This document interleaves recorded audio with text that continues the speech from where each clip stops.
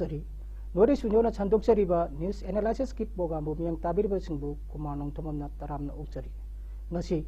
national ꯑꯃꯗꯤ international ꯃꯤडियाꯁꯤꯡ ꯌꯥꯎꯅ ꯃꯅꯤꯄꯨꯔꯒꯤ ꯇꯣꯉꯥꯟ ꯇꯣꯉꯥꯟꯕ ꯄꯥꯎꯆꯦꯁꯤꯡꯗ ꯃꯅꯤꯄꯨꯔꯒꯤ ꯃꯔꯨꯑꯣꯏꯕ ꯄꯥꯎꯁꯤꯡ ꯀꯔꯤ ꯀꯔꯤ ꯐꯣꯡꯅꯔꯤ ꯍꯥꯏꯕꯁꯤꯒꯤ ꯃꯇꯥꯡꯗ ꯈꯟꯅ ꯅꯩꯅꯅꯕꯒꯤꯗꯃꯛ ꯑꯩꯈꯣꯏꯒꯤ ꯁ꯭ꯇꯨꯗꯤꯑꯣꯗ ꯂꯦꯡꯁꯤꯟꯗꯨꯅ ꯂꯩꯕꯤꯔꯤꯕ ꯖꯣꯅꯣꯁꯇꯣꯟ ꯍꯥꯌꯔ ꯁꯦꯀꯦꯟꯗꯔꯤ ꯁ꯭ꯀꯨꯜꯒꯤ ꯁꯦꯅꯤꯌꯔ ꯂꯦꯛꯆꯔ ꯂꯣꯡꯖꯝ ꯔꯤꯇꯦꯟꯗꯕꯨ ꯇꯔꯥꯝꯅ ꯑꯣꯛꯆꯔꯤ ꯑꯣꯖꯥ ꯉꯁꯤꯒꯤ ꯑꯍꯥꯟꯕ ꯑꯩꯈꯣꯏꯒꯤ ꯅꯦꯁꯅꯦꯜ ꯃꯤडियाꯁꯤꯡꯗ ꯃꯅꯤꯄꯨꯔꯒꯤ ꯀꯔꯤ ꯃꯔꯨꯑꯣꯏꯕ ꯄꯥꯎꯁꯤꯡ ꯌꯥꯎꯔꯤ ꯍꯥꯏꯕꯁꯤ ꯑꯩꯈꯣꯏꯒꯤ ꯗ ꯏꯟꯗꯤꯌꯥ ꯇꯨꯗꯦꯗ Manipur student abducted from college hostel rescue by police 8 suspected arrested ꯍꯥꯏꯕ ꯋꯥꯐꯝ ꯑꯩꯈꯣꯏꯒꯤ ꯏꯟꯗꯤꯌꯥ ꯇꯨꯗꯦꯒꯤ ꯑꯩꯈꯣꯏꯒꯤ ꯍꯦꯗꯂꯥꯏꯟꯗ ꯌꯥꯎꯔꯤ ꯃꯁꯤꯒꯤ ꯃꯇꯥꯡꯗ ꯑꯣꯖꯥꯒꯤ ꯀꯔꯤ ꯃꯣꯠ ꯐꯣꯡꯗꯣꯛꯅꯤꯡꯉꯤ ꯇꯁꯦꯡꯅ ꯍꯧꯖꯤꯛ ꯃꯅꯤꯄꯨꯔꯒꯤ ꯑꯁꯤꯒꯨꯝꯕ ꯊꯥ 7 ꯍꯦꯟꯅ ꯀꯨꯀꯤꯒ ꯃꯩꯇꯩꯒ ꯇꯧꯅꯔꯤꯕ ꯂꯥꯟ ꯑꯁꯤꯒ ꯃꯔꯤ ꯂꯩꯅꯅ ꯃꯅꯤꯄꯨꯔꯗ ꯂꯩꯔꯤꯕ ꯃꯤꯄꯨꯝ ꯈꯨꯗꯤꯡꯃꯛꯀꯤ ꯊꯃꯣꯏꯗ ꯑꯗꯨꯛꯀꯤ ꯃꯇꯤꯛ ꯑꯩꯈꯣꯏꯒꯤ ꯀꯩꯕ ꯍꯥꯏꯇꯥꯔꯦ ꯌꯥꯝ ꯅꯨꯡꯉꯥꯏꯇꯕ ꯑꯃꯗꯤ ꯇꯧꯐꯝ ꯈꯪꯗꯕ ꯆꯔꯥꯡꯅꯕ ꯁꯨꯐꯝ ꯅꯣꯐꯝ ꯈꯪꯗꯕ ꯂꯩꯔꯤꯕꯒꯤ ꯇꯥꯂꯛ ꯑꯁꯤꯗ ꯑꯁꯤꯒꯨꯝꯕ ꯊꯧꯗꯣꯛ ꯑꯃꯨꯛ ꯁꯥꯇ꯭ꯔ ꯅꯍꯥꯔꯣꯜ ꯐꯥꯔꯒ ꯔꯦꯟꯁꯝ ꯇꯥꯟꯕ ꯍꯥꯏꯕꯅꯆꯤꯡꯕ ꯑꯩꯈꯣꯏꯒꯤ ꯁ꯭ꯇꯦꯠꯀꯤ ꯈꯛꯇꯪꯒꯤ ꯅꯠꯇꯕꯤꯗ ꯑꯩꯈꯣꯏꯒꯤ ꯅꯦꯁꯅꯦꯜ ꯃꯤडियाꯗꯕꯨ ꯌꯥꯎꯔꯛꯄ ꯍꯥꯏꯕꯁꯤ ꯑꯩꯈꯣꯏꯒꯤ ꯂꯩꯔꯤꯕ ꯃꯅꯤꯄꯨꯔꯒꯤ ꯏꯁꯨꯁꯤꯗ ꯌꯥꯝꯅ ꯂꯥꯏꯕꯛ ꯊꯤꯕ ꯊꯧꯗꯣꯛ ꯑꯃꯅꯤ ꯍꯥꯏꯅ ꯂꯧꯗꯕꯁꯨ ꯉꯝꯃꯣꯏ ꯃꯔꯝꯗꯤ ꯂꯩꯔꯤꯕ ꯍꯧꯖꯤꯛ ꯌꯥꯝꯅ ꯀꯟꯅ ꯆꯠꯊꯔꯤꯕ ꯂꯥꯜꯂꯛ ꯑꯁꯤꯗ ꯀꯔꯝꯕ ꯃꯥꯏꯀꯩꯗ ꯑꯩꯈꯣꯏ ꯄꯣꯔꯛꯀꯗꯒꯦ ꯍꯥꯏꯕ ꯈꯪꯗ꯭ꯔꯤꯕꯒꯤ ꯃꯇꯥꯡ ꯑꯁꯤꯗ ꯑꯃꯨꯛ ꯁꯥꯇ꯭ꯔ ꯅꯍꯥꯔꯣꯟ ꯈꯔꯅ ꯑꯃꯨꯛ ꯃꯍꯩ ꯇꯝꯖꯔꯤꯕ ꯁꯥꯇ꯭ꯔꯁꯤꯡ ꯐꯥꯔꯒ ꯂꯦꯝꯁꯟ ꯇꯥꯟꯕ ꯍꯥꯏꯕꯁꯤꯁꯨ ꯑꯩꯈꯣꯏ ꯄ꯭ꯔꯖꯥ ꯑꯃ ꯑꯣꯏꯅ ꯑꯩꯈꯣꯏꯅ ꯇꯥꯖꯕꯗ ꯑꯗꯨꯛꯀꯤ ꯃꯇꯤꯛ ꯅꯨꯡꯉꯥꯏꯇꯕ ꯐꯥꯎꯏ ꯑꯗꯨꯕꯨ ꯑꯩꯈꯣꯏꯅ ꯁꯣꯁꯤꯌꯦꯜ ꯃꯤडियाꯁꯤꯡꯗ ꯑꯃꯗꯤ ꯈꯕꯔꯁꯤꯡꯗ ꯑꯩꯈꯣꯏꯅ ꯇꯥꯖꯕꯗ ꯀꯔꯤꯒꯨꯝꯕ ꯍꯥꯏꯔꯤꯕ ꯑꯉꯥꯡ ꯑꯗꯨꯒꯤ ꯃꯔꯥꯜ ꯑꯩꯈꯣꯏꯅ ꯂꯩꯔꯝꯒꯅꯤ ꯂꯩꯔꯝꯃꯣꯏ ꯍꯥꯏꯅ ꯑꯩꯈꯣꯏꯅ ꯍꯦꯛ ꯖꯁꯃꯦꯟ ꯄꯤꯕꯁꯨ ꯉꯝꯗꯦ ꯑꯗꯨꯃꯛꯄꯨ ꯑꯩꯒꯤ ꯑꯣꯏꯕ ꯃꯣꯠꯇ ꯄ꯭ꯔꯖꯥꯒꯤ ꯑꯣꯏꯕ ꯃꯣꯠꯇ ꯂꯩꯔꯤꯕ ꯏꯁꯨꯁꯤꯒ ꯃꯔꯤ ꯂꯩꯅꯅ ꯑꯁꯤꯒꯨꯝꯕ ꯊꯧꯗꯣꯛ ꯊꯣꯛꯄ ꯍꯥꯏꯕꯁꯤꯗꯤ ꯑꯩꯈꯣꯏ ꯊꯣꯛꯍꯟꯅꯤꯡꯗꯦ ꯃꯁꯤꯗꯤ ꯍꯧꯖꯤꯛ ꯂꯩꯕꯥꯛꯀꯤ ꯂꯨꯔꯕ ꯇꯥꯟꯐꯝ ꯑꯁꯤꯗ ꯃꯍꯩ ꯃꯁꯤꯡ ꯇꯝꯐꯝ ꯈꯪꯗꯅ ꯂꯩꯔꯤꯕ ꯁꯥꯇ꯭ꯔꯁꯤꯡꯕꯨ ꯑꯃꯨꯛ ꯐꯥꯔꯒ ꯉꯁꯥꯏꯒꯤ ꯔꯦꯟꯁꯝ ꯇꯥꯟꯕ ꯍꯥꯏꯕ ꯄꯣꯠꯂꯣꯝꯗ ꯑꯃꯨꯛ ꯄꯨꯊꯣꯔꯛꯄ ꯑꯗꯨꯒ ꯑꯇꯣꯞꯄ ꯀꯥꯡꯕꯨ ꯑꯃꯅ ꯑꯃꯨꯛ ꯍꯥꯏꯔꯤꯕ ꯁꯥꯇ꯭ꯔ ꯑꯗꯨꯒꯤ ꯑꯃꯨꯛ ꯃꯥꯒꯤ ꯀꯔꯤꯒꯨꯝꯕ ꯅꯨꯄꯤ ꯑꯉꯥꯡꯗ ꯀꯥꯔꯟ ꯇꯥꯔꯝꯕ ꯑꯗꯨꯒꯨꯝꯕ ꯑꯗꯒꯤ ꯃꯃꯥ ꯃꯄꯥꯒ ꯃꯌꯨꯝꯒ ꯀꯔꯤꯒꯨꯝꯕ ꯄꯥꯎ ꯈꯔ ꯐꯥꯎꯅꯔꯀꯥꯟꯗ ꯋꯥꯈꯜ ꯇꯥꯃꯤꯟꯅꯁꯤ ꯍꯥꯏꯔꯒ ꯉꯁꯥꯏꯒꯤ ꯃꯌꯨꯝꯒꯤ ꯃꯤꯁꯤꯡꯗꯨꯅ ꯑꯃꯨꯛ ꯑꯇꯣꯞꯄ ꯁꯦꯀ꯭ꯌꯨꯔꯤꯇꯤ ꯐꯣꯔꯁꯁꯤꯡꯗ ꯑꯩꯈꯣꯏꯒꯤ ꯄꯥꯎ ꯄꯤꯁꯜꯂꯦ ꯍꯥꯏꯔꯒ ꯑꯩꯈꯣꯏꯒꯤ ꯑꯁꯤꯒꯨꯝꯕ ꯂꯥꯏꯕꯛ ꯊꯤꯕ ꯊꯧꯗꯣꯛ ꯑꯗꯨꯗ ꯑꯃꯨꯛꯁꯨ ꯑꯩꯈꯣꯏꯒꯤ ꯁꯝ ꯑꯟꯗꯔꯒ꯭ꯔꯥꯎꯟ ꯑꯥꯎꯠꯐꯤꯠ ꯈꯔꯒꯤ ꯃꯤꯑꯣꯏ ꯈꯔ ꯐꯥꯗꯅ ꯑꯩꯈꯣꯏ ꯁꯨꯃꯥꯏꯅ ꯀꯁꯇꯗꯤꯗ ꯂꯩꯔꯦ ꯍꯥꯏꯕ ꯄꯥꯎ ꯑꯃꯁꯨ ꯑꯩꯈꯣই ꯈꯪꯖꯩ ꯑꯗꯨꯅ ꯑꯅꯤꯃꯛꯁꯤ ꯑꯩꯈꯣꯏꯅ ꯌꯦꯡꯕ ꯃꯇꯝꯗ ꯉꯁꯥꯏꯒꯤ ꯂꯩꯔꯤꯕ ꯏꯔꯥꯡꯁꯤꯒꯤ ꯃꯔꯛꯁꯤꯗ ꯁꯤꯒꯨꯝꯕ ꯊꯧꯗꯣꯛ ꯑꯃ ꯊꯣꯛꯂꯛꯄꯁꯤꯁꯨ ꯃꯌꯥꯝꯅ ꯆꯃꯝꯅꯕ ꯑꯃ ꯄꯣꯛꯄ ꯑꯗꯨꯒ ꯑꯇꯣꯞꯄ ꯑꯃꯔꯣꯝꯗꯅ ꯑꯩꯈꯣꯏꯒꯤ ꯂꯩꯔꯤꯕ ꯑꯟꯗꯔꯒ꯭ꯔꯥꯎꯟ ꯑꯣꯔꯒꯅꯥꯏꯖꯦꯁꯟꯁꯤꯡꯁꯤꯅ ꯀꯔꯤꯒꯨꯝꯕ ꯋꯥꯔꯛꯄ ꯅꯠꯇ꯭ꯔꯒ ꯑꯉꯥꯡꯗꯨꯕꯨ ꯅꯠꯇ꯭ꯔꯒ ꯁꯥꯇ꯭ꯔꯗꯨꯕꯨ ꯒ꯭ꯌꯥꯟ ꯇꯥꯍꯟꯕꯤꯒꯦ ꯍꯥꯏꯔꯒꯁꯨ ꯑꯩꯈꯣꯏꯅ ꯃꯗꯨꯕꯨ ꯑꯉꯥꯡꯁꯤꯡꯗꯨꯕꯨ ꯅꯠꯇ꯭ꯔꯒ ꯁꯥꯇ꯭ꯔꯁꯤꯡꯗꯨꯕꯨ ꯍꯦꯛꯇ ꯑꯦꯛꯗꯞ ꯇꯧꯗꯅ ꯑꯩꯈꯣꯏꯒꯤ ꯍꯦꯛꯇ ꯐꯥꯕ ꯄꯨꯔꯒ ꯋꯥꯈꯜ ꯇꯥꯍꯟꯃꯤꯟꯅꯅꯤ ꯍꯥꯏꯅ ꯆꯠꯊꯔꯤꯕ ꯊꯣꯡ ꯑꯁꯤꯗꯤ ꯍꯧꯖꯤꯛ ꯂꯩꯔꯤꯕ ꯃꯅꯤꯄꯨꯔꯒꯤ ꯏꯁꯨ ꯑꯁꯤꯒ ꯈꯤꯇꯪ ꯇꯥꯏꯑꯣꯟꯅꯕ꯭ꯔꯥ ꯈꯤꯇꯪ ꯑꯩꯈꯣꯏꯒꯤ ꯃꯣꯏꯅ ꯖꯁꯃꯦꯟ ꯄꯤꯅꯕ ꯍꯣꯠꯅꯕ ꯅꯠꯇ꯭ꯔꯒ ꯋꯥꯈꯜ ꯇꯥꯍꯟꯅꯕ ꯍꯣꯠꯅꯕꯗ ꯃꯥꯏꯀꯩꯁꯤ ꯈꯤꯇꯪ ꯂꯥꯟꯕ꯭ꯔꯥ ꯍꯥꯏꯕ ꯋꯥꯐꯝꯗꯨꯃꯇꯪ ꯊꯝꯖꯒꯦ ꯑꯗꯨꯒ ꯑꯩꯈꯣꯏꯒꯤ ꯉꯁꯤꯒꯤ ꯑꯩꯈꯣꯏꯒꯤ ꯃꯅꯤꯄꯨꯔꯒꯤ ꯑꯩꯈꯣꯏꯒꯤ ꯇꯣꯉꯥꯟ ꯇꯣꯉꯥꯟꯕ ꯄꯥꯎꯆꯦꯁꯤꯡꯗ ꯐꯣꯡꯅꯔꯤꯕ ꯑꯩꯈꯣꯏ ꯄꯥꯎꯁꯤꯡ ꯈꯔ ꯂꯧꯈꯠꯆꯔꯕꯗ ꯑꯩꯈꯣꯏꯒꯤ ꯉꯁꯤꯒꯤ ꯄꯣꯛꯅꯐꯝꯒꯤ ꯍꯦꯗꯂꯥꯏꯟ ꯑꯣꯏꯅ ꯐꯣꯡꯉꯤꯕ ꯂꯩꯊꯥꯎꯄꯨꯈ꯭ꯔꯤ ꯈꯨꯜꯗ ꯃꯤꯌꯥꯊꯤꯅ ꯍꯥꯠꯈꯤꯕ 12ꯒꯤ ꯃꯉꯥꯅꯤ ꯂꯩꯍꯨꯟ ꯊꯧꯔꯝ ꯃꯤꯀꯞ ꯃꯤꯔꯥꯎ ꯈꯨꯜꯇꯅ ꯊꯟꯈ꯭ꯔꯦ ꯍꯥꯏꯕ ꯑꯩꯈꯣꯏꯒꯤ ꯉꯔꯥꯡ ꯑꯩꯈꯣꯏꯒꯤ ꯑꯟꯗ꯭ꯔꯣꯒꯤ ꯂꯩꯔꯣꯡꯊꯦꯟꯗ ꯑꯩꯈꯣꯏꯒꯤ ꯃꯤꯑꯣꯏ 12ꯒꯤ ꯑꯊꯧꯕ 12ꯒꯤ ꯑꯩꯈꯣꯏꯒꯤ ꯃꯉꯥꯅꯤ ꯂꯩꯍꯨꯟ ꯆꯟꯈꯤꯕꯒꯤ ꯊꯧꯔꯝ ꯑꯁꯤꯒ ꯃꯔꯤ ꯂꯩꯅꯅ ꯑꯣꯖꯥꯅ ꯃꯁꯤꯒꯤ ꯃꯇꯥꯡꯁꯤꯗ ꯀꯔꯤ ꯃꯣꯠ ꯐꯣꯡꯗꯣꯛꯅꯤꯡꯉꯤ ꯌꯥꯝꯅ ꯆꯨꯝꯃꯤ ꯍꯧꯖꯤꯛ ꯍꯦꯛ ꯇꯥꯕꯗ ꯃꯤꯄꯨꯝ ꯈꯨꯗꯤꯡꯃꯛꯀꯤ ꯃꯅꯤꯄꯨꯔꯒꯤ ꯑꯩꯈꯣꯏꯒꯤ ꯄ꯭ꯔꯖꯥꯒꯤ ꯏꯃꯥ ꯏꯕꯦꯜ ꯏꯆꯤꯜ ꯏꯅꯥꯎ ꯃꯔꯨꯞ ꯃꯄꯥꯡ ꯁꯥꯇ꯭ꯔ ꯅꯍꯥꯔꯣꯜ ꯈꯨꯗꯤꯡꯃꯛꯀꯤ ꯊꯃꯣꯏꯗ ꯍꯥꯟꯅꯗꯒꯤ ꯍꯧꯅ ꯑꯁꯨꯛꯀꯤ ꯃꯇꯤꯛ ꯄꯦꯟꯗꯕ ꯃꯤꯔꯥꯎꯈꯣꯜꯅ ꯊꯜꯂꯕ ꯑꯩꯈꯣꯏꯒꯤ ꯁꯥꯇ꯭ꯔꯁꯤꯡ ꯑꯩꯈꯣꯏꯒꯤ ꯏꯆꯥꯁꯤꯡ ꯐꯥꯔꯒ ꯑꯩꯈꯣꯏꯒꯤ ꯃꯤꯅꯨꯡꯁꯤ ꯌꯥꯝꯅ ꯍꯩꯇꯅ ꯑꯩꯈꯣꯏꯒꯤ ꯑꯗꯨꯛꯀꯤ ꯃꯇꯤꯛ ꯃꯈꯨꯠ ꯆꯜꯂꯒ ꯑꯣꯠ ꯅꯩꯗꯅ ꯅꯨꯄꯤ ꯑꯣꯏꯕꯒꯤ ꯑꯩꯈꯣꯏꯒꯤ ꯏꯀꯥꯏ ꯈꯨꯝꯅꯕ ꯃꯌꯥꯝꯅ ꯃꯥꯡꯍꯜꯂꯒ ꯍꯥꯠꯄ ꯇꯨꯞꯄꯁꯤ ꯑꯗꯨꯝ ꯆꯠꯊꯗꯅ ꯂꯥꯛꯏꯕ ꯃꯔꯛꯁꯤꯗ ꯑꯃꯨꯛ ꯍꯥꯏꯔꯤꯕ ꯑꯩꯈꯣꯏꯒꯤ ꯍꯧꯖꯤꯛꯀꯤ ꯑꯩꯈꯣꯏꯒꯤ ꯑꯊꯧꯕ 12 ꯑꯃꯨꯛ ꯑꯩꯈꯣꯏꯅ ꯇꯥꯖꯕꯗ ꯃꯈꯨꯠ ꯄꯨꯜꯂꯒ ꯃꯈꯨꯠ ꯆꯜꯂꯒ ꯃꯁꯤ ꯑꯩꯈꯣꯏ ꯀꯣꯜ ꯕ꯭ꯂꯦꯗꯦꯠꯇ ꯍꯥꯠꯄꯅꯦ ꯍꯥꯏꯕꯒꯤ ꯑꯩꯈꯣꯏꯗ ꯃꯌꯥꯝꯅ ꯅꯨꯡꯉꯥꯏꯇꯕ ꯐꯤꯜ ꯇꯧꯏ ꯑꯗꯨꯅ ꯉꯔꯥꯡꯒꯤ ꯃꯉꯥꯅꯤ ꯆꯟꯕ ꯒꯤ ꯂꯩ ꯑꯩꯈꯣꯏꯒꯤ ꯃꯉꯥꯅꯤꯒꯤ ꯑꯩꯈꯣꯏꯒꯤ ꯑꯊꯧꯕ 13ꯒꯤ ꯃꯉꯥꯅꯤ ꯂꯩꯍꯨꯟ ꯑꯁꯤꯗ ꯀꯅꯥꯅꯁꯨ ꯍꯧꯅꯔꯨꯕ ꯇꯧꯗꯅ ꯃꯅꯤꯄꯨꯔꯗ ꯂꯩꯔꯤꯕ ꯃꯤꯄꯨꯝ ꯈꯨꯗꯤꯡꯃꯛ ꯁꯥꯇ꯭ꯔ ꯅꯍꯥꯔꯣꯜ ꯏꯃꯥ ꯏꯕꯦꯟ ꯏꯆꯤꯜ ꯏꯅꯥꯎ ꯈꯨꯗꯤꯡꯃꯛꯅ ꯃꯈꯣꯏ ꯑꯊꯧꯕ 13ꯗꯨꯅ ꯌꯥꯇꯥꯔꯤꯕ ꯃꯐꯝ ꯑꯗꯨꯗ ꯂꯩ ꯃꯅꯥ ꯑꯃꯠꯇꯁꯨ ꯀꯠꯂꯒ ꯃꯁꯤ ꯇꯨꯡꯒꯤꯗꯃꯛꯇ ꯑꯩꯈꯣꯏꯒꯤ ꯏꯃꯥ ꯂꯩꯕꯥꯛ ꯃꯅꯤꯄꯨꯔ ꯁꯤꯒꯤꯗꯃꯛꯇꯅꯤ ꯃꯈꯣꯏꯅ ꯊꯋꯥꯏ ꯊꯥꯈꯤꯕꯁꯤ ꯍꯥꯏꯗꯅ ꯅꯤꯡꯉꯝꯗꯕ ꯑꯃꯒ ꯂꯣꯏꯅꯅ ꯃꯈꯣꯏꯅ ꯆꯠꯈꯤꯕ ꯊꯋꯥꯏ ꯊꯥꯈꯤꯕ ꯑꯁꯤꯗ ꯂꯩꯔꯤꯕ ꯄ꯭ꯔꯖꯥ ꯃꯤꯄꯨꯝ ꯈꯨꯗꯤꯡꯃꯛꯀꯤ ꯊꯃꯣꯏꯗ ꯅꯤꯡꯉꯝꯗꯕ ꯈꯣꯏꯔꯥꯡ ꯈꯣꯏꯁꯥꯎꯅꯕ ꯑꯗꯨꯅꯅꯤ ꯑꯩꯈꯣꯏꯅ ꯉꯁꯤ ꯍꯥꯟꯅ ꯇꯥꯔꯝꯗꯕ ꯑꯣꯖꯥꯀꯣ ꯍꯥꯟꯅ ꯇꯥꯔꯝꯗꯕ ꯋꯥꯍꯩ ꯃꯌꯥꯝ ꯑꯃ ꯍꯥꯏꯕꯗꯤ ꯉꯁꯤ ꯂꯩꯔꯤꯕ ꯅꯍꯥꯔꯣꯟꯁꯤꯡꯗ ꯏꯃꯥ ꯏꯕꯦꯟꯁꯤꯡꯅ ꯏꯒꯤ ꯂꯃꯟ ꯏꯅ ꯁꯤꯡꯒꯗꯧꯅꯤ ꯍꯥꯏꯗꯅ ꯌꯥꯝꯅ ꯄꯦꯟꯗꯕ ꯈꯣꯜꯂꯥꯎ ꯑꯃꯗꯒ ꯃꯥꯏꯀꯩ ꯑꯃꯔꯣꯝꯗ ꯁ꯭ꯂꯣꯒꯥꯟ ꯑꯃ ꯑꯣꯏꯅꯒ ꯂꯥꯎꯈꯠꯅꯔꯛꯏꯕꯁꯤ ꯑꯗꯨꯛꯀꯤ ꯃꯇꯤꯛ ꯄꯦꯟꯗꯕꯅꯤ ꯉꯁꯤꯗꯒꯤꯅ ꯆꯍꯤ 2000ꯒ ꯑꯩꯈꯣꯏꯒꯤ 100 ꯍꯦꯟꯅ ꯄꯨꯋꯥꯔꯤꯁꯤꯗ ꯑꯩꯈꯣꯏꯒꯤ ꯍꯤꯁꯇ꯭ꯔꯤ ꯂꯩꯖꯔꯛꯑꯕ ꯏꯄꯥ ꯏꯄꯨꯁꯤꯡꯅ ꯁꯒꯣꯜ ꯑꯃꯈꯛꯀ ꯊꯥꯡꯁꯥꯡ ꯑꯃꯈꯛꯇꯪꯒ ꯄꯥꯏꯔꯒ ꯃꯅꯤꯄꯨꯔꯁꯤ ꯀꯥꯏꯗꯅꯕ ꯑꯩꯈꯣꯏꯒꯤ ꯕꯥꯎꯟꯗꯔꯤꯁꯦ ꯑꯩꯈꯣꯏꯒꯤ ꯅꯥꯠ ꯙꯔꯃ ꯆꯠꯅꯕꯤ ꯂꯩꯕ ꯃꯌꯥꯝꯁꯤ ꯀꯥꯏꯗꯅꯕ ꯍꯣꯠꯅꯔꯛꯄꯁꯦ ꯉꯁꯤ ꯃꯩꯇꯩꯗꯅ ꯉꯁꯤ ꯑꯁꯨꯛ ꯆꯥꯎꯈ꯭ꯔꯕ ꯑꯁꯨꯛ ꯀꯨꯏꯈ꯭ꯔꯕ ꯃꯇꯝ ꯑꯁꯤꯗ ꯃꯩꯇꯩꯅ ꯀꯅꯥꯒꯨꯝꯕ ꯐꯨꯔꯨꯞ ꯑꯃꯠꯇꯗꯁꯨ ꯂꯪꯖꯈꯤꯕ ꯂꯥꯟꯈꯤꯕ ꯅꯠꯇ꯭ꯔꯒꯅ ꯈꯠꯅꯕ ꯍꯧꯕ ꯍꯥꯏꯕꯁꯦ ꯑꯩꯈꯣꯏ ꯇꯥꯖꯔꯛꯇꯦ ꯑꯗꯨꯅ ꯉꯁꯤꯗꯤ ꯑꯩꯈꯣꯏꯒꯤ ꯐꯨꯔꯨꯞ ꯈꯨꯖꯣꯛ ꯈꯔꯅ ꯑꯩꯈꯣꯏꯒꯤ ꯃꯅꯤꯄꯨꯔ ꯀꯥꯏꯅꯕ ꯁꯤꯜꯂꯛꯄ ꯑꯗꯨꯒ ꯃꯈꯣꯏꯒꯤ ꯄꯥꯟꯗꯝ ꯈꯛꯀꯤꯗꯃꯛꯇ ꯌꯥꯝꯅ ꯃꯤꯅꯨꯡꯁꯤ ꯍꯩꯇꯅ ꯃꯈꯨꯠ ꯆꯠꯂꯕ ꯐꯥꯎꯕꯨꯛꯇ ꯉꯁꯥꯏꯒꯤ ꯃꯥꯒꯤ ꯃꯆꯨ ꯃꯅꯥꯎ ꯑꯣꯏꯕꯁꯤꯡꯗꯨꯕꯨꯛꯇ ꯉꯁꯥꯏꯒꯤ ꯌꯥꯝ ꯇꯝꯊꯤꯅ ꯍꯥꯠꯄ ꯇꯨꯞꯄ ꯍꯥꯏꯕꯁꯦ ꯃꯁꯤ ꯌꯥꯝ ꯊꯤꯅ ꯍꯦꯟꯃꯟꯈ꯭ꯔꯦ ꯃꯁꯤ ꯃꯤꯑꯣꯏꯕꯒꯤ ꯂꯤꯆꯠ ꯅꯠꯇꯦ ꯑꯗꯨꯅ ꯀꯨꯀꯤ ꯇꯦꯔꯔ ꯑꯣꯔꯒꯅꯥꯏꯖꯦꯁꯟꯁꯤꯡꯁꯤꯅ ꯇꯧꯔꯛꯏꯕ ꯊꯕꯛꯁꯤ ꯃꯁꯤ ꯇꯁꯦꯡꯅ ꯍꯥꯏꯔꯒꯗ ꯃꯈꯣꯏꯁꯨ ꯁꯤꯒꯅꯤ ꯑꯩꯈꯣꯏꯁꯨ ꯁꯤꯒꯅꯤ ꯂꯥꯟ ꯇꯧꯅꯔꯒꯗꯤ ꯑꯗꯨ ꯑꯐꯕ ꯑꯅꯤꯃꯛ ꯁꯤꯒꯅꯤ ꯑꯗꯨꯕꯨ ꯃꯥꯏꯀꯩꯗꯤ ꯀꯔꯝꯕ ꯃꯥꯏꯀꯩꯗ ꯂꯥꯛꯀꯅꯤ ꯀꯔꯝꯕ ꯁꯣꯂꯨꯁꯟꯗ ꯂꯥꯛꯀꯅꯤ ꯍꯥꯏꯕꯁꯤꯗꯤ ꯑꯩꯈꯣꯏ ꯍꯧꯖꯤꯛꯐꯥꯎꯗ ꯄ꯭ꯔꯖꯥ ꯑꯃꯠꯇꯅ ꯑꯩꯈꯣꯏꯅ ꯍꯥꯏꯕ ꯉꯝꯃꯣꯏ ꯃꯔꯝꯗꯤ ꯃꯁꯤꯕꯨ ꯑꯩꯈꯣꯏꯒꯤ ꯂꯩꯔꯤꯕ ꯑꯩꯈꯣꯏꯒꯤ ꯏꯟꯗꯤꯖꯤꯅꯁ ꯅꯠꯇ꯭ꯔꯒꯁꯨ ꯏꯟꯗꯤꯖꯤꯅꯁꯅꯤ ꯍꯥꯏꯅ ꯃꯈꯣꯏꯅ ꯀ꯭ꯂꯦꯝ ꯇꯧꯔꯤꯕ ꯃꯈꯣꯏꯅ ꯁꯦꯄꯔꯦꯠ ꯑꯦꯗꯃꯤꯅꯤꯁꯇ꯭ꯔꯦꯁꯟ ꯍꯥꯟꯅ ꯇꯥꯜꯂꯤꯕꯁꯦ ꯃꯁꯤ ꯃꯈꯣꯏꯒꯤ ꯑꯣꯏꯕ ꯍꯛ ꯑꯣꯏꯔꯝꯕꯗꯤ ꯌꯥꯏ ꯑꯗꯨꯕꯨ ꯂꯩꯔꯤꯕ ꯍꯥꯟꯅꯗꯒꯤ ꯍꯧꯅ ꯆꯍꯤ 100-200ꯗꯤ ꯂꯩꯃꯤꯟꯅꯔꯕ ꯏꯆꯤꯟꯅꯥꯎꯁꯤꯡꯒꯤ ꯃꯔꯛꯇ ꯃꯈꯣꯏꯒꯤ ꯃꯔꯛꯇꯁꯨ ꯃꯈꯣꯏ ꯃꯁꯦꯟꯁꯨ ꯑꯗꯨꯃꯛ ꯉꯁꯤꯃꯛ ꯑꯩꯈꯣꯏꯅ ꯁꯣꯁꯤꯌꯦꯜ ꯃꯦꯗꯤꯌꯥꯗ ꯃꯌꯥꯝ ꯑꯃ ꯎꯔꯤ ꯃꯈꯣꯏ ꯃꯁꯦꯟ ꯐꯨꯅꯕ ꯎꯔꯤ ꯃꯁꯦꯟ ꯀꯥꯞꯅꯕ ꯎꯔꯤ ꯃꯔꯝꯗꯤ ꯀꯔꯤꯒꯤꯅꯣ ꯇꯧꯔꯤꯕ ꯊꯕꯛꯁꯦ ꯂꯥꯜꯂꯤ ꯃꯩꯇꯩꯅ ꯆꯨꯝꯃꯤ ꯑꯩꯈꯣꯏꯅ ꯀꯥ ꯍꯦꯟꯕ ꯊꯕꯛ ꯆꯠꯊꯔꯨꯕꯗꯒꯤ ꯚꯥꯏꯂꯦꯟꯁ ꯑꯣꯏꯕ ꯊꯕꯛ ꯆꯠꯊꯔꯛꯄꯗꯒꯤ ꯉꯁꯤ ꯍꯥꯏꯔꯤꯕ ꯁꯤꯒꯨꯝꯕ ꯇꯝꯊꯤꯔꯕ ꯃꯤꯍꯥꯠ ꯃꯤꯄꯨꯡꯒꯤ ꯊꯕꯛ ꯑꯁꯤ ꯆꯠꯊꯔꯛꯄꯅꯤ ꯑꯗꯨꯕꯨ ꯍꯥꯏꯔꯤꯕ ꯑꯁꯨꯛ ꯅꯨꯡꯉꯥꯏꯇꯕ ꯊꯧꯗꯣꯛ ꯑꯁꯦ ꯃꯁꯤ ꯏꯟꯗꯤꯌꯥ ꯒꯕꯔꯟꯃꯦꯟꯠꯅꯁꯨ ꯃꯅꯤꯄꯨꯔ ꯁꯔꯀꯥꯔꯗ ꯅꯈꯣꯏꯒꯤ ꯁꯦꯀ꯭ꯌꯨꯔꯤꯇꯤꯒꯤ ꯑꯁꯣꯏꯕ ꯂꯩꯕ꯭ꯔꯥ ꯍꯥꯏꯗꯅ ꯉꯁꯤ ꯑꯩꯈꯣꯏ ꯇꯛꯊꯔꯛꯄꯒꯤ ꯄꯥꯎ ꯑꯩꯈꯣꯏꯒꯤ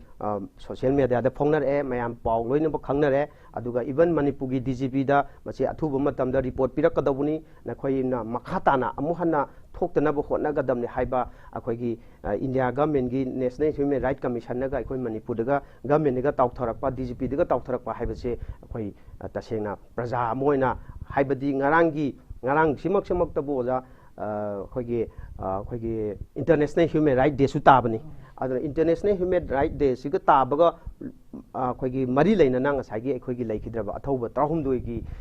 ꯁꯤꯈꯤꯕꯒꯤ ꯄꯥꯎ ꯑꯁꯦ ꯃꯁꯤꯁꯨ ꯏꯟꯗꯤꯌꯥ ꯄꯨꯝꯕꯗ ꯑꯩꯈꯣꯏꯒꯤ ꯄ꯭ꯔꯤꯊꯤꯕꯤ ꯄꯨꯝꯕꯗ ꯂꯣꯏꯅꯃꯛ ꯁꯔꯥꯛ ꯁꯪꯅ ꯁꯕꯥꯛ ꯐꯥꯛꯅ ꯈꯪꯅꯔꯛꯑꯕꯅꯤ나 ꯃꯗꯨꯒ ꯃꯔꯤ ꯂꯩꯅꯅ ꯑꯩꯗꯤ ꯉꯁꯥꯏꯒꯤ national human right commission of ꯏꯟꯗꯤꯌꯥꯅ ꯃꯁꯤ ꯃꯅꯤꯄꯨꯔꯗ ꯃꯗꯨꯒꯤ ꯃꯈꯥ ꯇꯥꯅ ꯑꯃꯨꯛ ꯊꯣꯛꯂꯛꯇꯅꯕ ꯑꯃꯁꯨꯡ ꯊꯣꯛꯈꯤꯕꯗꯨ ꯀꯝꯗꯧꯅ ꯊꯣꯛꯈꯤꯕꯅꯣ ꯁꯦꯀ꯭ꯌꯨꯔꯤꯇꯤ ꯐꯣꯔꯁꯀꯤ ꯑꯁꯣꯏꯕ ꯂꯩꯕ꯭ꯔꯥ ꯅꯠꯇ꯭ꯔꯒꯅ ꯃꯅꯤꯄꯨꯔ ꯒꯚꯔꯟꯃꯦꯟꯠꯒꯤ ꯁꯔꯀꯥꯔꯒꯤ ꯃꯥꯏꯀꯩꯗꯒꯤꯁꯨ ꯂꯨꯞꯍꯣꯜ ꯀꯌꯥꯝ ꯂꯩꯒꯦ ꯃꯗꯨ ꯃꯈꯥ ꯇꯥꯅ ꯑꯃꯨꯛ ꯊꯣꯛꯇꯅꯕ ꯃꯗꯨ ꯆꯦꯛꯁꯤꯟꯋꯥ ꯑꯣꯏꯅ ꯍꯥꯏꯔꯛꯄꯅꯤ ꯍꯥꯏꯅ ꯑꯩ ꯊꯝꯖꯒꯦ ꯑꯗꯨꯅ ꯃꯈꯥ ꯇꯥꯅ ꯑꯁꯤꯒꯨꯝꯕ ꯅꯨꯡꯉꯥꯏꯇꯕ ꯊꯧꯗꯣꯛꯁꯦ ꯑꯃꯨꯛ ꯍꯟꯅ ꯑꯩꯈꯣꯏ ꯃꯅꯤꯄꯨꯔꯁꯤꯗ ꯑꯩꯈꯣꯏ ꯊꯣꯛꯂꯛꯇꯕ ꯑꯣꯏꯁꯅꯨ ꯑꯗꯨꯒ ꯂꯩꯔꯤꯕ ꯃꯅꯤꯄꯨꯔꯒꯤ ꯄ꯭ꯔꯖꯥ ꯈꯨꯗꯤꯡꯃꯛꯅꯁꯨ ꯆꯦꯛꯁꯤꯟꯅ ꯑꯩꯈꯣꯏꯒꯤ ꯈꯨꯟ ꯉꯥꯛꯄꯤꯔꯤꯕꯁꯤꯡ ꯑꯗꯒꯤ ꯃꯅꯤꯄꯨꯔꯗ ꯂꯩꯔꯤꯕ ꯑꯩꯈꯣꯏꯒꯤ ꯏꯆꯤꯟ ꯏꯅꯥꯎ ꯅꯍꯥꯔꯣꯟ ꯈꯨꯗꯤꯡꯃꯛꯅꯕꯨ ꯑꯣꯏꯔꯁꯨ ꯑꯟꯗꯔꯒ꯭ꯔꯥꯎꯟ ꯑꯣꯏꯔꯣ ꯑꯣꯚꯔꯒ꯭ꯔꯥꯎꯟ ꯑꯣꯏꯔꯣ ꯂꯩꯔꯤꯕ ꯈꯨꯗꯤꯡꯃꯛꯅꯁꯨ ꯑꯩꯈꯣꯏꯒꯤ ꯑꯁꯤꯕ ꯍꯥꯏꯕꯁꯤꯗ ꯃꯥꯡꯖꯩ ꯏꯃꯥ ꯂꯩꯕꯥꯛꯀꯤꯗꯃꯛ ꯊꯋꯥꯏ ꯀꯠꯈ꯭ꯔꯕꯁꯤꯡꯕꯨꯗꯤ ꯑꯩꯈꯣꯏꯅ ꯉꯁꯤ ꯃꯈꯣꯏꯒꯤ ꯃꯇꯨꯡ ꯏꯟꯕ ꯉꯝꯃꯨꯗ꯭ꯔꯒꯁꯨ ꯑꯩꯈꯣꯏꯒꯤ ꯂꯩꯕꯥꯛꯅ ꯍꯦꯟꯅ ꯂꯨꯏ ꯍꯥꯏꯅ ꯈꯜꯂꯒ ꯑꯩꯈꯣꯏꯒꯤ ꯉꯥꯛꯄꯤꯔꯤꯕ ꯈꯨꯗꯤꯡꯃꯛꯅꯁꯨ ꯌꯥꯝ ꯆꯦꯛꯁꯤꯟꯅ ꯃꯇꯨꯡ ꯇꯥꯅ ꯑꯩꯈꯣꯏꯒꯤ ꯂꯩꯕꯥꯛꯁꯤ ꯀꯟꯃꯤꯟꯅꯁꯤ ꯍꯥꯏꯕ ꯋꯥꯐꯝꯗꯨꯃꯛꯇꯪꯒ ꯊꯝꯖꯒꯦ ꯑꯣꯖꯥ ꯑꯩꯈꯣꯏꯒꯤ ꯀꯨꯀꯤ ꯃꯤꯂꯤꯇꯦꯟꯠꯁꯤꯡ ꯍꯥꯏꯇꯥꯔꯦ ꯑꯩꯈꯣꯏ ꯀꯨꯀꯤꯁꯤꯡꯅ ꯑꯩꯈꯣꯏꯒꯤ ꯍꯧꯈꯤꯕ ꯃꯦ 3ꯗꯒꯤ ꯍꯧꯗꯨꯅ ꯑꯩꯈꯣꯏꯒꯤ ꯇꯣꯉꯥꯟꯕ ꯑꯦꯗꯃꯤꯅꯤꯁꯇ꯭ꯔꯦꯁꯟ ꯇꯥꯜꯂꯛꯄꯗ ꯅꯠꯇꯅ ꯑꯩꯈꯣꯏꯒꯤ ꯆꯝꯖꯔꯕ ꯃꯩꯇꯩꯁꯤꯡꯒꯤ ꯑꯩꯈꯣꯏꯒꯤ ꯖꯒꯥ ꯑꯩꯈꯣꯏꯒꯤ ꯆꯤꯡꯌꯥ ꯅꯛꯄ mafam kaya da akhoi yung mai kai thaduna akhoi miyam kaya akhoi mafam dra leiba ngamdra thabak kaya changjin lagi matang ista akhoi more da leiba state force da incentive pinaba CM da taksin gani haina akhoi thangbe HG MLA akhoi jogisana hai birapo mafam ma akhoi ngachigi pungna pangi headlines da yauri masigi matang da kari mor phongden mi ojani yamna marik chumba yamna phajaba adugumba akhoi honorable MLA thangmaibangi akhoi honorable MLA akhoi joyji kisanna takpira isi adugi matik kai hai tare manipur si ngakpo matamda akhoi border da leiriba akhoi state force sing sina ayu ungdin akhoi khangda makhai akhoi chaba machet tumba machet karai da kari da nongoi maraktani makhoi nongoi pai harigasu hojik lanthengnariba akhoi kuki extremist sing hai tare akhoi narcotics ne na so hai mayam na hainariba mayam sina makhoina border area sing da makhoi gi chakthok changjing si mar ga tainaba marak sida makhoi yam phongna akhoi chathok chasin tawbusi akhoi gi sam akhoi field da kumudraga su lairiba media gi through da akhoi gi pau se singi through da ge akhoi na khangba ngami madudi lairiba india government gi lairiba akhoi gi military mayam sina su chap chana madubu tawriba violence haji thingnabagi natragana control tongnabagi makhoida chap chaba madugi wakhalon du leitabana maram oraga hojik leiriba kuki narcotics mayam sinasu akhoigi border area da leiriba singsida su akhoi attack torokpa adigi apha apha sophisticated khulai mayam pairaga bomb to kapsala iba tawriba ngarang makta su mayam akhoi kapsak ba leptribani aduna matang asida saigi hanasu khogi more da lairiba akhoi state force sing je changsalam ko matam da su akhoi more da lairiba kuki gi akhoi nupi angang mayam na bukta thattana more sida changhan ba yaroi mo state force thajalak pa yaroi haiba lairiba marak da state government na akhoi laikhidraba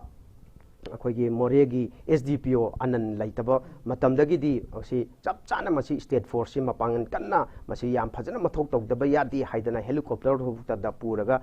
thamaga sagi akhoi control tawnaba adigi patrolling chatana mayam tawgiba laikrabani adana matang asida hujik su more dagi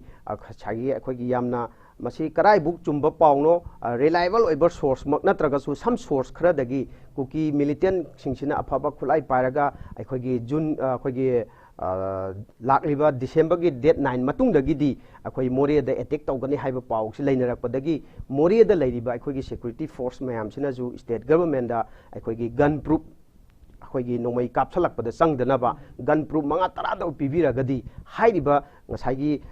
extremist sing si kuki lalhoba singna ngasai more da attack tawsalak matam madubu yam laina control tawba ngamgani aduna yaragadi athobida state government na su madu pibiu haidana request tawkiba akhoi adum some source khardagi gun taba fangi aduna maram oraga maduga mari lainana ngasai akhoi honorable jo kisanna su huji akhoi pawda haibira isini khabar daga yawra ibasini ngasai more da lairiba akhoi border fencing da border ga nakna lairiba akhoi kano singse state force singse masi mapang kangalan da baya de makhoida makhoigi incentive to phatang piba khak natabida matam ga chana ba khulai abadi la khoigi laloba sing amatraga extremist sing dubu ngakthokna bo hona bada maduda changba daka taba polam sing do adusu matang matam chana piga domni haiba wafam do madu yamna phajabo homni haiba ai gi side ta gi su thamjege jaduga manom da khoigi manipur lengang na huji thokliba manipur thokliba khoigi tangdu laita da ba phibama se khoigi khara phagalak de haina dum phongdongnari adubu ngarang bakta khoigi ngasi gi sanalai baki pauche gi helan oriba kamjong me madagi changsilakpa kamjong da me madagi changsilakpa biometric lobagi thabak chathari maitei abadi naga gi khul masing hantharabachu kukisingi khul masingdi nomo gi singi chawgum hengalakle haiba wafam je khogi sigi sanalai baki pauche jing da khoi yauri masigi matang da khoina karamna masi yengba yabagi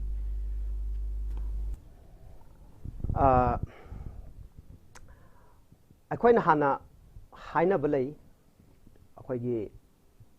kuki gi khun masing hengalai si karamna hengalai bano akhoi na drone footage da natraga akhoi gi satellite image yengba matamda even Chachanpur da akhoi 2006 da leiramba khul gi akhoi gi satellite image da yengba matamda akhoi na uriba khun masing duga aduga hauzik 2021 22 phauki leiriba aduda leiriba akhoi khun gi masing da yena pa matamda aduki matik chamada 90% di hengale haibagi akhoi mayam loina khangna unar wafam ne अदुगी मथक्ता हौजी हानसु ममांगदा पनबिगिबा अखोई पंजागिबा मोरेदा हाइबा सि मोरे हाइबा जगह सिसु अखोगी खुन सिदा अखोगी कामु अमा खक्तंगना ताबा नतबा कामु अमा खक्तंगना dominate तौबसु नतबा कांगु सि अदुकी मति अखोगी मखन सुना ताबा अखोई अदुम्बा या अपिकपा अखोगी बॉर्डर एरिया अम खक्ने अदा हाइरिबा जगह सि हाना अखोगी कुकी मसिंगदी यामबु यामम पोते अदुबु नागासु तारमिनी कुकी तारिबनी मैतई तारिबनी अदि मुस्लिम तारिबनी अदगी अखोगी मद्रासी अदु अतोप मयाम सुमाना पुंझलगा ताबा खुलम खक्ने अदो नसिदी अखोइना हुजि मीडियादसु अखोई खबरदा याउरिबदगी मतुंग इना आइना खितंग पंजरबदा हाइना बम लई अखोई एक्सपर्ट सिंग मयामा अखोगी बुताकपि तंबिबा मयाम अहलमन मयामसु अखोइदा हाबिबा लई मदुदी आर्मी की केम अमगा आर्मी की केम अमा हेक छाबा कुकी मनाक्तुदा कुकी खुल अमा दुम तारमगने अदु तागदी मणिपुरदा लैरिबा अखोगी आर्मी की लैरिबा कुकी की खुनजिगा आर्मी की पोस्टिंग सिगा मसिंग चप चप माने हाइबगुमबने हाइबदी चनी लेतागदी आर्मी की केम चनी लेतादी कुकी खुन चनी में हेंगलकने हाइबने हाइबदी हाना एक्जिस्टिंग ऑलरेडी सेटल तौरगा लैबदु दिगी नतबा अमु हाना नौना लाक्तारगदी इवन अखोना हाइनाबो लै सुम नो ओबदा इम्फाल दसु करिगुम्बा कोगी चिंगदु मचा लैब जगह अमदा आर्मी की केम अमा नौना सांगा सेंगत सागलक तागदी मदुगी हेक मताई दुदसु कुकी खुल अमदी कंपलसरी लागनेना असुमाइन तौदना अखोगी कुकी सिंगसिदी मखोई मरी मंगा मंगा तरुक सिंगसिंगिगा ए पुंझलगा लम अमा लैरसु मोय तरा कुल अमा पैसा खाइजनरगा लैरगा अदिगी मफमदुदा दुम सेटल तौरगा खरा लैगा अदु बैंक अदा बैंक आकु बैंक सुमाइना लोय संदोरकपने अदुना लैरिबा हौजिकी कुकी की मिसिंगसी अदुगी मतिकसु ngसाइगी चंगफमजी मखोइगी गेट याम लाउना हांगबा हाइतारे अदुना इंडिया गवर्नमेंटना ngसाइगी अखोइगी बॉर्डर फेंसिंग जी याम फजना मयेक सेंगना पुक्चेन सेंगना अमदी मसी अखोइ कंट्रोल तौरगे हाइदना फेंसिंग जी फजना तौबिरबा मणिपुर गवर्नमेंट जो फेंसिंग जी फजना तौबिरबा अदादी हाइरिबा अखोइगी अदत खपम लैतना अखोइगी असोमदा कनोम तौनरे हारगा मणिपुर दे चेंजलकपा अदे असोमदा इरांग अमा थोए हाना मणिपुर दे चेंजलकपम ओइरिसे मसी अखोइगी मपु पांदबा अखोइ संबल जी खादबा इहो होरगा इसे सिगारगा अखोइगी एनी टाइम एनीवेयर अदुम चांगपा याबगी फिबम अमदा लैबसिना मरम ओरगा हौजिगी हाइरिबा कुकी की खुन असे असिजु मसिंगजी अदुगी मतिक सुम मणिपुर सिदा हेंगलकपने हाइबगी टेंटकपा वाफन बिदंग थमजेगे तो जा अखोगी मणिपुर दा अखोगी कैबिनेट ना अखोगी मणिपुर दा यु योनबा मदि थकपा गी अखोई अयाबा पिगिबगी मतुंगिना अखोगी मणिपुर दा यु योनबा अमदि थकपदा अथिंबा लैते अरामबाई तेंगोल मतंग इस ओजागी मोट करी फंगतुनी युगी वाफमसी मसे अखोई खनाबदा अमुक्सु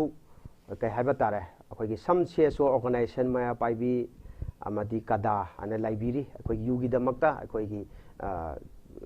अखोगी युसी थकप फई फते मतम चाना थकदौनी थओइदौनी अदुकी मते अखोई एक्सपर्ट मयामसु हाइबीगरे अदु मसे आइना मसी हाइरिबा मरमदे करिनो हाइदा आई मसी ngasi ngasi khak nataba ngasigi akhoi cabinet decision na ju regulation gi pass tawdana adegi gazette ta phong ani kana harak pachi akhoi makhai ani ahum thongna di yeng bayai jako maram di kari gino you hai basi akhoi gi hek akhoi na kai hai batare akhoi na ima pongnung de leitringai digi hauna ai ji karai dagi lakadu hai bade se sungkang khangdringai gi hauna hai badi ngasi daina chai lising ani onggi mamang dagi hauna akhoi gi manipur sida akhoi gi you hai ba pochi akhoi gi adum sijinaraga lakraba akhoi gi dharma nat siga adum akhoi gi adum sagonaraga laaba aduma posa amane ado hojikti ada maikai si mayamna hoji hainari da maikai si amarom da lana chakhiba karigumba harauba हराउबा नुंगाइबा आइगी life दा success ओइबगी देसु आई युजे दुम थकबा पार्टी तौबा अदुगा आइगी लाइफ दा फेल ओइरगसु आई निंगमदबा आई फेल ओइबा आई हौगतपा ngमरोइदबा अदु मकारबा दा निंगाइरबा पटलबा तुइरबा काइरागा कांदा अदुदा सो मु युदा अदि कनागुम्बा सम मागी खंगना चानाबा सिंगदुगु काइनरे मामा पा काइनरे हाइरगसु अदुम युजे दुम थकबा ana yusi khude makta chanadaba lairakta manipur sida aduna ningasi arambana di hairi thingbadi laite thingbagi haksu makoi da budi laite adubu mayamna thingadawni yu legalize tawba yaru kholona launa irang maraksida kapna launa ba achungbagi mikap miraw khol maraksida amuksum state government na asi yu gi legalization tawpa ka haibasi asi sam akhoigi organization amasung mara paibi imai ben sing de mamita mapi taraga protest tawribne adubu manipur government de masi chumi akhoigi pikraba manipur sida yu si tawdraga su thapadi leproidoba aduga yu legalize tawdraga su thakpadi adumak leproidone adu tagadi state ki income do osu khara kanaba oigadra aduga maram chana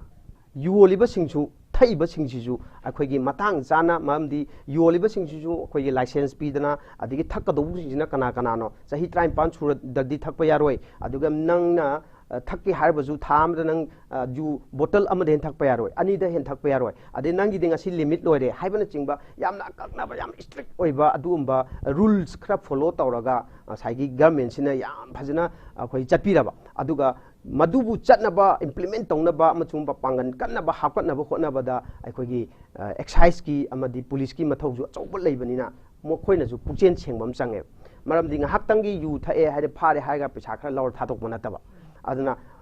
hairiba phariba natraga laiba khudimaki fine thian bo orosu income lakpo orosu madu government da phajina kabiraga di government ngasi puthoraiba sagi akhoi yu ge legalization tawbagi si akhoi mokhoi de mai pa hena lawgadoine aduna tana phikhaw da loi changna khraba yu si legalize tawina mafang khudimak da thakpa sungba yuan ba loi ya halaga madugi lakadubu income mayam duna mai phikhaw da changraga di ngasi government gi bodhap tare adegi paisa akhoi income laitre subum noibum khangdre haidana masigi khitang do isu side amada khitang do isu income khitang karakadra hana khalaga government ngasi puthoraiba yu legalization tawbagi matangse masiju fail oigane na ai thamjage aduna ni arambai tengol nasu thakti thakpiyu adubu yamna ka hena sanai yunaidana adeg mirap khoigi yamna khoigi ka haitare matang matam chadana loud speaker sijinadana laikai da kaida dance tawdana ata yu thak khol tawraga khoigi yu thakpa haisina muktabu mi ahum mari manga pulaga nuaibanina madu pula agadi kaidausighe adum furuji adum koiruji adum charuji adum koiruji haidana aranba thabuk mayam su torokpa yawbunina madu crime ama chu oirakpanina maduna thakpadu thingde tawdadi matang matam chana mong chana sijinabiyo haibagi paujel ne haina ai arambai tengolna hairibase adu dumaina thamjage dugo ja khogi CM yauna minister amata chusambu changba ngamdriba china takpadi government chole takpani haina khogi ngasi pongna phangi helai da yawribje masigi matang da khogi chusambu da ngasi bawda khoina lanjet horokpadina ngasi phawbada minister amadi khogi CM yauna chusambu da changbagi wafam laitri haba mayam ki oibo mo chudum thamnari masigi matang da ojagi mot kitang phundu mase aina haidragasu mipum khudimangna praja khudimangna yana wafam amani aikhogi leiriba hujik leiriba aikhogi present government ase aikhogi tangkhai siraba aikhogi tangkhai amadi masa nakan am nam amni pura akhoi paralysis tawra leiraba aduga kaigumba mana phajaine asi angang jina hairiba wahaise adegi angang jina saiba isaise angang jina sariba jagoi si phajaine na masa mathanna khuba ngamjadraba pura tangkhai sira leiraba adugumba sakara amani haibada masi akhoi praja amoina ai haijaninge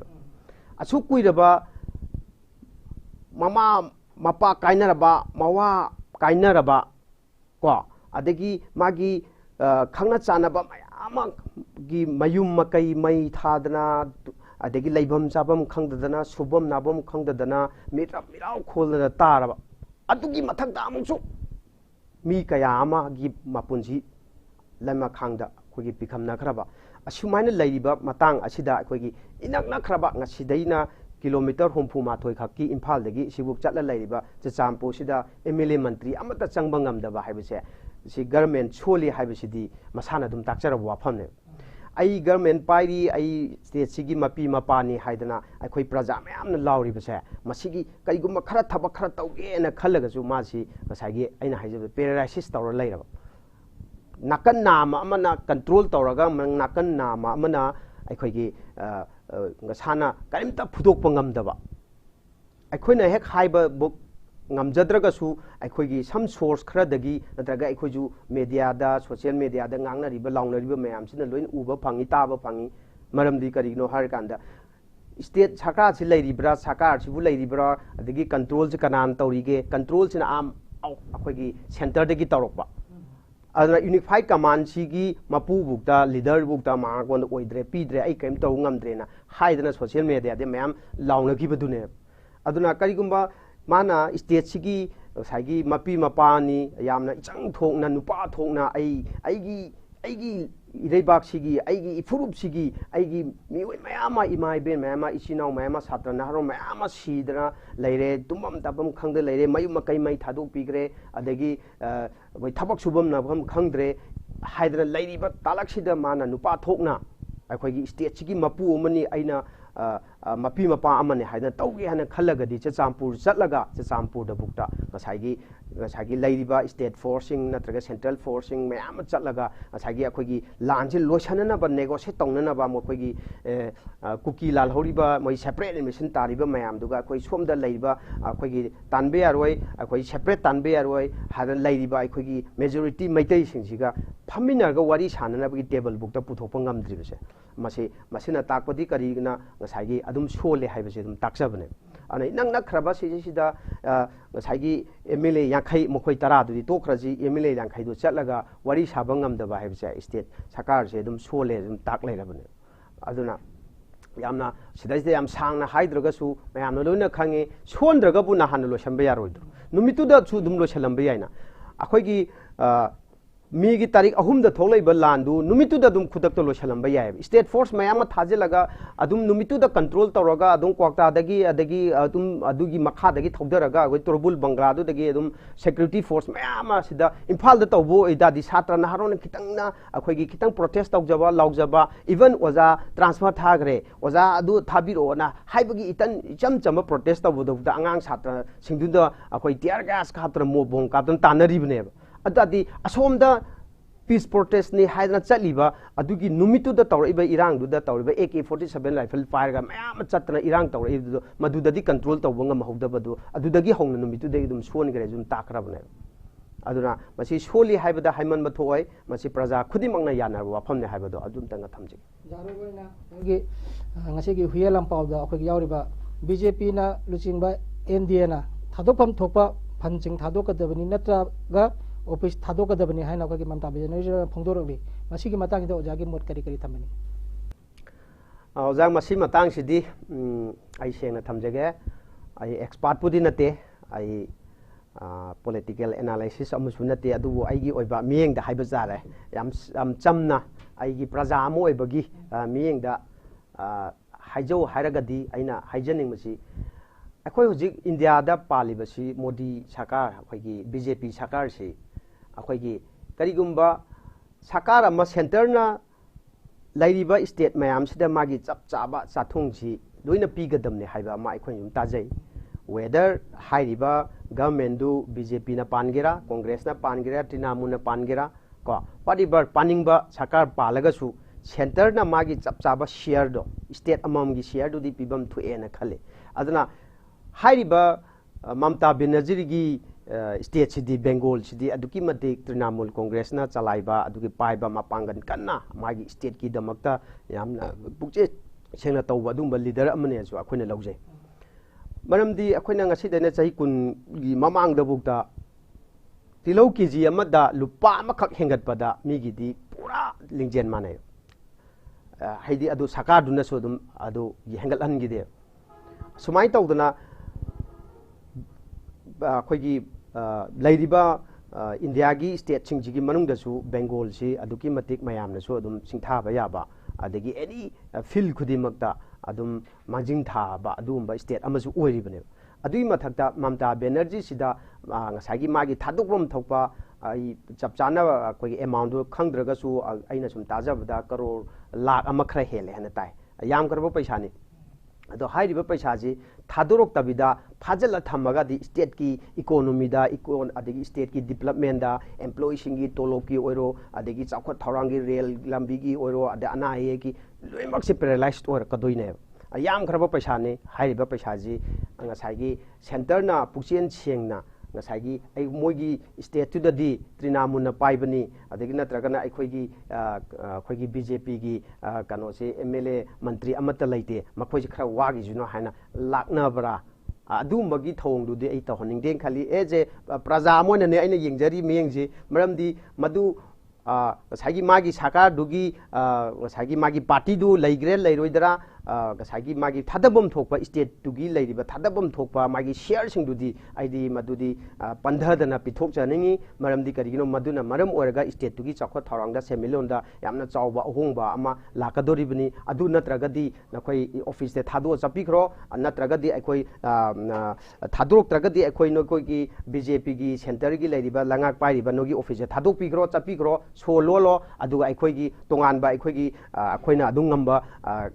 akhoi moigi level da mache ko lengak jage natragana hairiba paisa du thadok piro haibane ba benaji ne hoji hairiba wapam je adumaina aidi adom doina thamningi maramdi karigino har kanda